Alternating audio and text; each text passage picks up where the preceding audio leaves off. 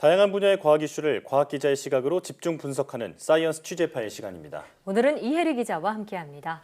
어서 오세요. 안녕하세요. 네, 오늘은 어떤 소식 이야기 나눠볼까요?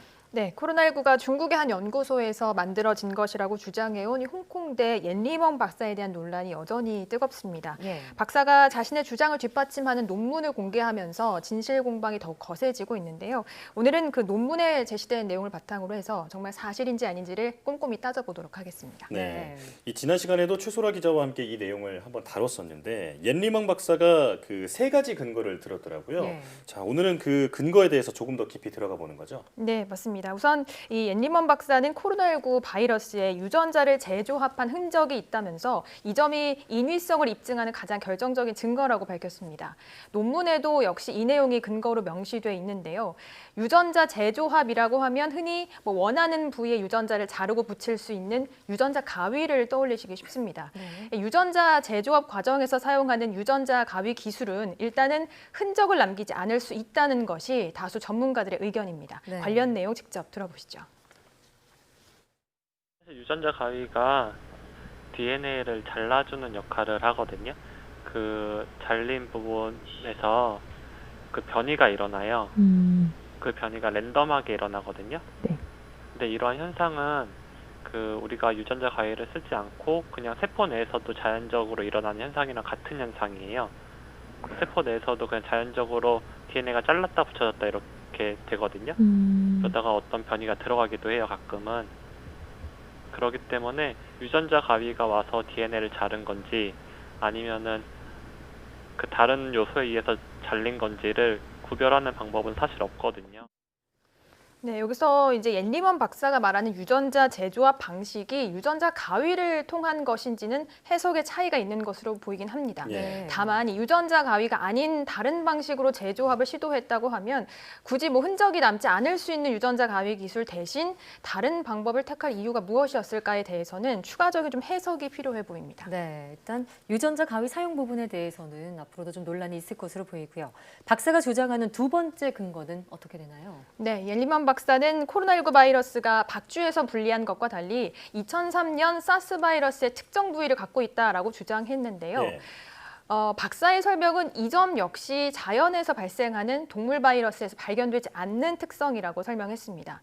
하지만 이 역시도 일부에서는 자연적으로 발생한 변종에 의한 것이라는 주장이 나오고 있는데요. 또 한 가지는 코로나19 바이러스가 인간 세포에 침투하는 것을 돕는 부위인 이 퓨린 절단 부위에 대한 내용입니다.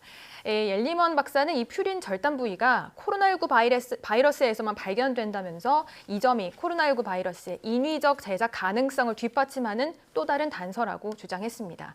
그런데 확인을 해보니 퓨린 절단 부위는 메르스 바이러스에서도 발견된 적이 있어서 옌 박사의 주장은 신빙성이 좀 떨어지는 것으로 보입니다.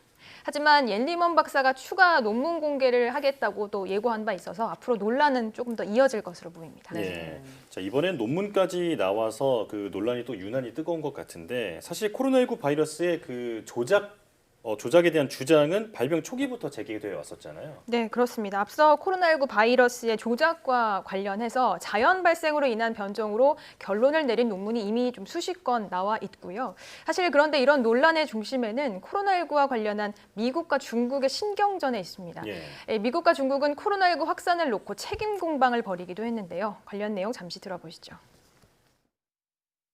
We don't have certainty. And there is significant evidence that this came from the laboratory. China could have prevented the deaths of hundreds of thousands of people worldwide. China could have spared the world descent into global economic malaise.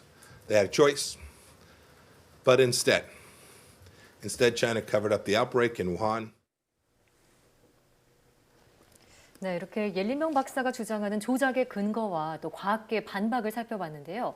이런 논란을 피하기 위해서라도 더 투명하게 조사하고 공개하는 것 외에는 방법이 없겠다는 생각이 들어요. 네, 그렇습니다. 이와 관련해서 앞서 WHO가 코로나19의 기원에 대한 조사를 진행하기 위해서 중국을 방문했지만 정작 우한은 방문하지 않은 것으로 드러나면서 부실 조사 논란이 일기도 했습니다. 당시 WHO는 조사팀이 우한 바이러스 연구소의 선임 과학자들과 광범위한 화상 대화 등을 통해서 조사를 진행했다라고 해명을 하긴 했지만 네. 앞으로 어떤 조사에 대한 구체적인 계획을 내놓지 않으면서 제대로 된 조사가 이루어질 수 있을지에 대한 의구심을 낳기도 했습니다. 이런 점을 미뤄볼 때 현재 조작설 등에 대한 진위 여부를 확실히 가려내기 위해서라도 철저한 조사와 조사 내용에 대한 투명한 공개가 반드시 필요할 것으로 보입니다. 네. 사실 코로나19 바이러스가 인류가 처음 마주한 바이러스다 보니까 이런 여러 가지 조작설까지 불러온 게 아닌가 이런 생각도 드는데요. 자, 사실 뭐 백신과 치료제 개발 같은 과제가 시급한 만큼 이런 논란이 하루빨리 마무리될 수 있었으면 좋겠습니다. 자, 이해 기자 잘 들었습니다.